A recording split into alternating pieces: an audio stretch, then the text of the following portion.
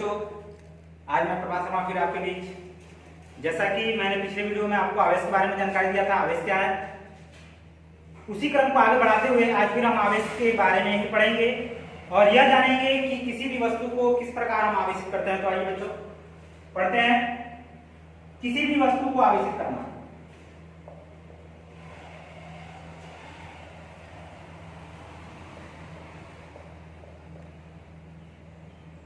किसी वस्तु को आवेशित करना, ठीक है। आवेशित करना हम लोग कैसे करेंगे? 3 प्रकार से आवेशित करते हैं किसी वस्तु को, आप लोग जानते भी हैं और इसका उपयोग भी करते हैं। तो पहला जो हमारा होगा, पहला क्रम जो होगा वो होगा घर्षण द्वारा।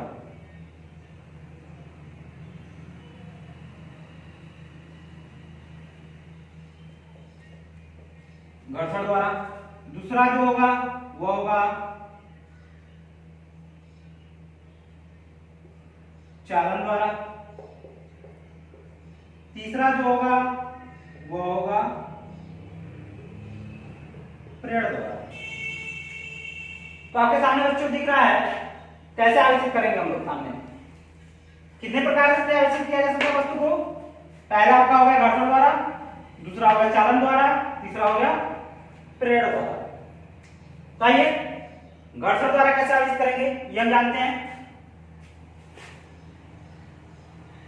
तो पहला आपका जो होगा वो घर्षण द्वारा होगा। तो कुछ पिछले वीडियो की चीजें हम आपको याद दिलाते हैं। जैसा कि हमने पिछले वीडियो में आपको बताया था कि यदि कोई भी वस्तु है और उसको हम क्या करते हैं, रफ करते हैं। क्या करते हैं? रफ करते हैं, तो वस्तु हमारी आवेशित होगी। उसी प्रकार से घर्षण में भी है, इसमें भी वस्तु हम लोग क्या करेंगे, रफ करेंगे। जब वस्तु को हम लोग क्या करते हैं, आपस में रफ करते हैं, रगड़ते हैं, तो रगड़ करने के बाद से हमारी एनर्जी लॉस होती है। वह एनर्जी कहां चली जाती है? ये बच्चों उस वस्तु में चली जाती है, ठीक। तो वस्तु में जाने के बाद से हमारी वस्तु आवेशित हो जाती है। जैसे क्या ये एग्जाम्पल, यह माना एक वस्तु यह होगी, दूसरी वस्तु यह होगी। इस क्रम को भी समझाते हुए आगे हम आपको थोड़ा केमिस्ट्री भी लेके चलते हैं, केमिस्ट्री के बेस को भी समझाते हैं। क्योंकि केमिस्ट्री के बेस से आप अगर समझ लेंगे इसे तो काफी अच्छे तरीके से समझ में आएंगे। जैसे कि आप लोग 9th और हाई स्कूल में पढ़े होंगे केमिस्ट्री में, उसी प्रकार से। तो माना आप लोग पढ़े भी होंगे कि यदि कोई वस्तु होती है तो वह किससे बनी होती है? पदार्थ से बनी होती है। पदार्थ किससे बना होता है? जी, अणु से। अणु किससे मिलकर बना होता है? परमाणु से। ये आप लोगों ने पढ़ा है केमिस्ट्री में ना। इस बेस को अगर लेके मैं समझाता हूं तो आपके जो आवेश होंगे काफी नीचे हो जाएंगे, इसलिए मैंने आपको केमिस्ट्री में लिखा। और इसमें आपने परमाणु के बारे में एक चीज और पढ़ा होगा कि जो हमारे परमाणु होते हैं उसके नाभिक में प्रोटॉन और न्यूट्रॉन होते हैं जी, और इलेक्ट्रॉन जो होते हैं इसके चारों क्या करते हैं, चक्कर लगाते हैं।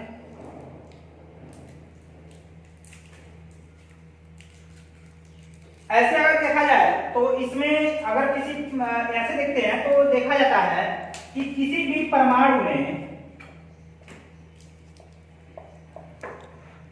इलेक्ट्रॉन बराबर प्रोटॉन, मतलब कि यदि इलेक्ट्रॉनों की संख्या 10 है तो प्रोटॉनों की भी संख्या 10 होगी।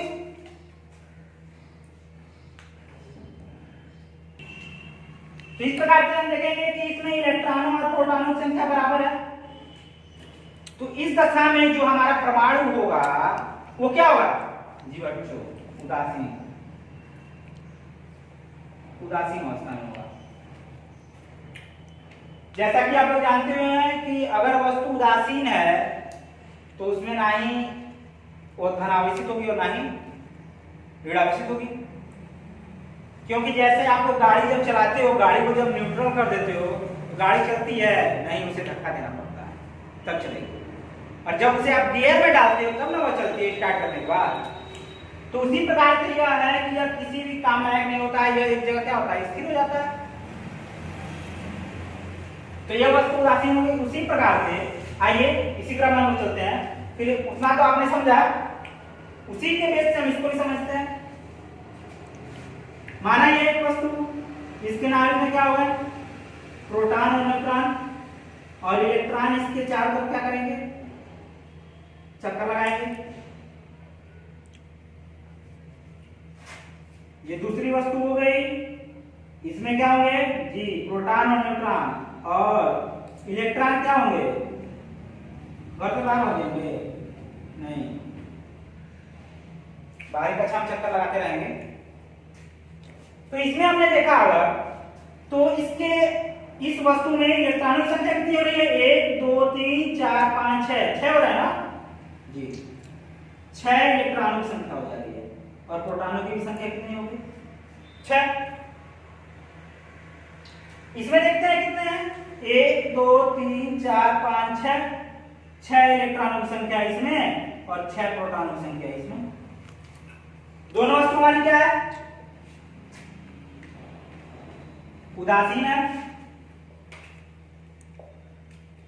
अब इसे हमें आवेशित करना है, कैसे आवेशित करेंगे जी, आपने सही कहा, दोनों को लेंगे और उसे क्या करेंगे, रफ करेंगे। और जब उसे रफ करते हैं तो इन दोनों को तो एनर्जी हम दे रहे हैं, जब एनर्जी देंगे तो इलेक्ट्रॉन छटकने लगेंगे। इसका इलेक्ट्रॉन इधर आ जाएगा, जब इसका इलेक्ट्रॉन कूदे के इधर चला जाएगा, दूसरे के पास चला जाएगा, तो हम देखेंगे कि जब इसका इलेक्ट्रॉन इसके पास जाएगा तो इसमें इलेक्ट्रॉनों की संख्या क्या होगी, कमी हो गई कि नहीं। कितने इलेक्ट्रॉन हो गए, 6 से कितने हो गए, 1 इलेक्ट्रॉन अगर गया तो 5 इलेक्ट्रॉन हो गए, 5 इलेक्ट्रॉन। प्रोटॉन की संख्या कितनी हो गई, 6 प्रोटॉन की संख्या, इसमें 1 इलेक्ट्रॉन आ गया। और ये हमारा क्या होगा, इसमें कितने हो जाएंगे, 7 इलेक्ट्रॉन। और प्रोटॉन की संख्या कितनी हो गई, 6 प्रोटॉन की संख्या, जैसे कि हमें पहले दिखा। इलेक्ट्रॉनों की संख्या है ना बढ़ी, क्योंकि इलेक्ट्रॉन इधर से इधर आ रहे हैं, जब इधर से इधर आएंगे तो इलेक्ट्रॉन की संख्या बढ़ोतरी, और जब इलेक्ट्रॉन ये इसको दे रहा है, दूसरे को दे रहा है, घटेगा। जैसे यदि हमारे पास 100 रुपए है तो 100 रुपए में से 1 रुपया दूसरे किसी को दे देंगे तो हमारे पास 99 रुपए ना बचा, सही नहीं। तो वैसे ही इलेक्ट्रॉन की कमी होगी। तो हम देते कब है, जब हम धनवान है, लेंगे कब, जब ऋणवान होंगे। यदि हम गरीब हैं तो किसी से मांगेंगे, और यदि धनी है तो किसी को देंगे। यदि आपके पास पैसा ही नहीं है और कोई आपसे मांगे, कह दे कि अरे दोस्त, अरे यार हमको थोड़ा 1 लाख रुपए दे दो, तो आप दोगे कहां से, रहेगा तो ना, तो आपके पास तो है नहीं, आप दोगे कहां से। यदि कोई यही धनवान करोड़पति आपका दोस्त है तो उससे कहते हो दोस्त यार हमको 1 लाख रुपए दे दो, आपको दे देगा, क्यों, क्योंकि वो धनवान है। तो धनवान देता है और ऋणवान लेता है। इसी क्रम में दिया किसने, ये वाला दिया ना, तो ये क्या हो जाएगा, जो देगा वो क्या हो जाएगा, धनवान। पॉजिटिव चार्ज, जो धनवान है उसमें पॉजिटिव चार्ज, और इसने क्या किया, ले लिया ना, जब ये ले लेगा तो ये क्या हो जाएगा, ऋणवान, नेगेटिव चार्ज। ठीक, तो इस प्रकार से हमने देखा कि जो इलेक्ट्रॉन ग्रहण करता है वो क्या होता है, ऋणवान, और जो इलेक्ट्रॉन देता है वो क्या होता है, धनवान।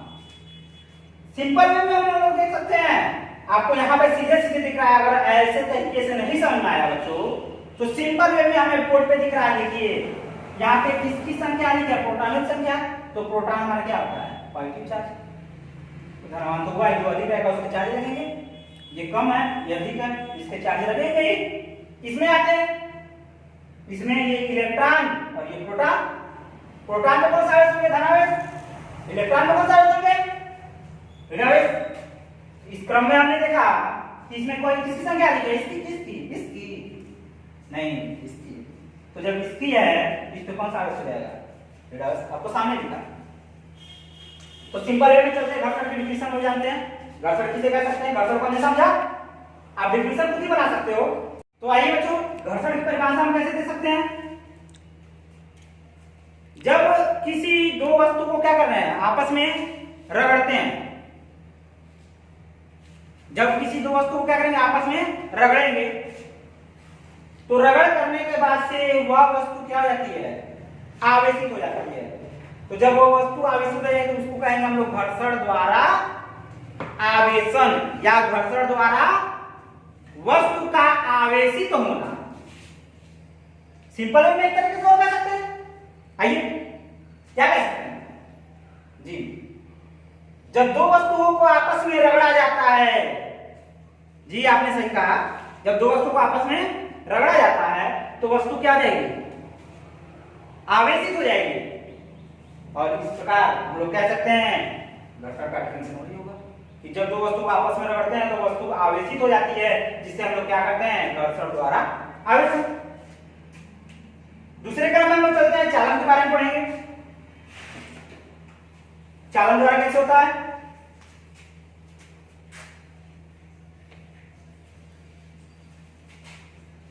तो चालन द्वारा जैसे कि आप लोग जानते होंगे, एक छड़ लेते हैं और एक वस्तु ले लेते हैं, ठीक है बच्चों। यह एक वस्तु हो गई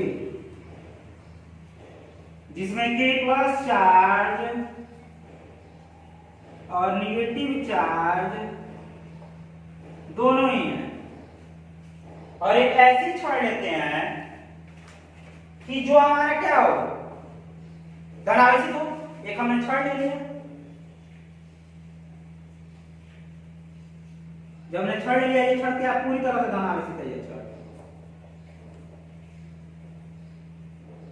और इस छड़ को हमने क्या किया, इस वस्तु पे काफी देर तक, दोनों, यह छड़ है और यह कोई वस्तु है, इस वस्तु में धन आवेश ऋण आवेश दोनों ही है, और इसमें इस छड़ में क्या है, केवल धन आवेश है। इसको क्या किया हमने, वस्तु के पास चिपका के रखा रहा, ऐसे चिपका के रखा रहा। जब चिपका के इसको रखे रहेंगे तो जब ज्यादा देर तक आप किसी से सट के रहोगे, चिपके हुए रहोगे, तो उसके गुण तो आपके अंदर आएंगे, कुछ ना कुछ तो गुण आए जाएंगे, नहीं 100 में तो 1% तो जरूर आ जाएंगे।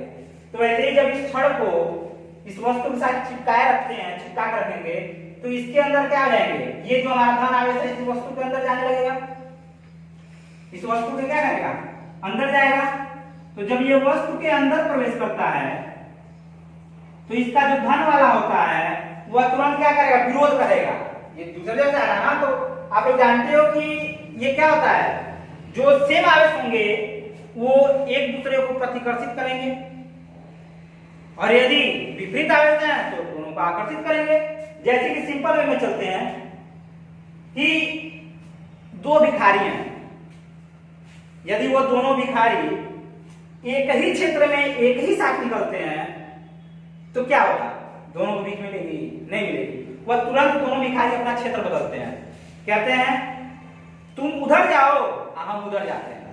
नहीं तो पता चलेगा कि एक भिखारी को तो कुछ मिल जाएगा और दूसरे भिखारी को कुछ और मिल जाएगा, कहेगा हमको लोग भगा देंगे, इसलिए उनका भी क्षेत्र क्या हो जाता है, बढ़ जाता है। तो वैसे इसमें भी क्या हुआ, जब छड़ को ज्यादा देर तक चिपका के रखेंगे तो यह क्या करेगा, जो धन आवेश है इसमें, यह तुरंत इसका विरोध करेगा, जो छड़ से आएंगे तुरंत विरोध करेगा, कहेगा ऐसे कहेगा हट जाओ। तो जब हटने के लिए कहेगा तो इसके जो धन आवेश होंगे, इसके धन आवेश तुरंत क्या होंगे, इसके पृष्ठ पे आ जाएंगे, इसके धन आवेश तुरंत क्या आएंगे, इसके पृष्ठ पे आ जाएंगे। जब ये पृष्ठ पे आ जाएंगे तो यह वस्तु हमारी क्या हो जाएगी बच्चों, धन आवेश हो जाएगी, क्या हो जाएगी, धन आवेश हो जाएगी। वैसे ऋण आवेश वाला क्या है, यह माना दूसरी वस्तु ने ले लिया, यह भी क्या है, धन आवेश ऋण आवेश दोनों ही है, और इसके अब हमने क्या कर दिया, एक छड़ को चिपका कर रख दिया, और यह छड़ हमारी क्या है, ऋण आवेशित है। जब यह छड़ ऋण आवेशित है, इसको भी हमने क्या किया, उसी प्रकार से ज्यादा तक चिपका कर रखा, और जब ज्यादा देर तक चिपका कर रखते हैं तो यह हमारा क्या हो जाएगा, ये ऋण आवेश इसके अंदर प्रवेश करेगा, क्योंकि अभी हमने बताया ना कि जब आप दूसरे व्यक्ति से चिपक कर रहेंगे तो उसके कुछ ना कुछ गुण आप सीखोगे जरूर।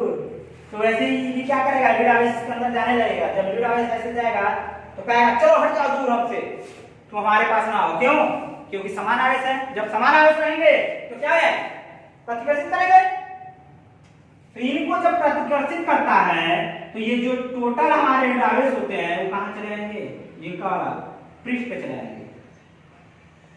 जब पृष्ठ पे चले जाएंगे तो यह हमारा वस्तु क्या हो जाएगा, ऋण आवेशित हो जाएगा।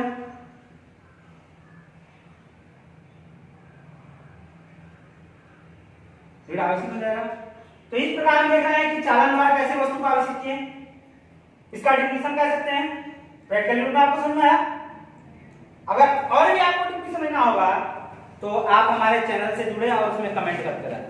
कमेंट बॉक्स में आप कमेंट करें कि आपको जो भी प्रॉब्लम आए, अगर आप और भी टिप्पणी समझना चाहते हो और भी अच्छे तरीके से समझ चाहते हो तो जरूर आप कमेंट करें। तो चालन का डिफिनेशन क्या दे सकते हैं, चालन द्वारा कैसे वस्तु को आवेशित कर सकते हैं। तो चालन द्वारा हम वस्तु कैसे आवेशित करेंगे, जब एक धन आवेशित छड़ को दूसरी वस्तु जिसमें धन आवेशित और ऋण आवेशित दोनों ही हो तो उनके गुण इनके जो धन आवेशित होते हैं उस वस्तु के पृष्ठ पे आ जाते हैं। इस प्रकार हम वस्तु क्या करते हैं, धन आवेशित कर सकते हैं चालन के द्वारा। ऋण आवेशित, जब ऋण आवेशित छड़ को किसी वस्तु से अटैच करके रखते हैं तो हमारा जो ऋण आवेश होता है उस वस्तु के पृष्ठ पे आ जाता है। तो इस प्रकार वस्तु को हम लोग क्या कर सकते हैं, ऋण आवेशित कर सकते हैं। इस प्रकार चालन द्वारा डेफिनेशन हमारा हो गया। तो इसी क्रम में बच्चों हम लोग फिर से नेक्स्ट डे आपके साथ आएंगे। आप हमारे साथ जुड़े रहें, चैनल को सब्सक्राइब करें, लाइक करें, शेयर करें।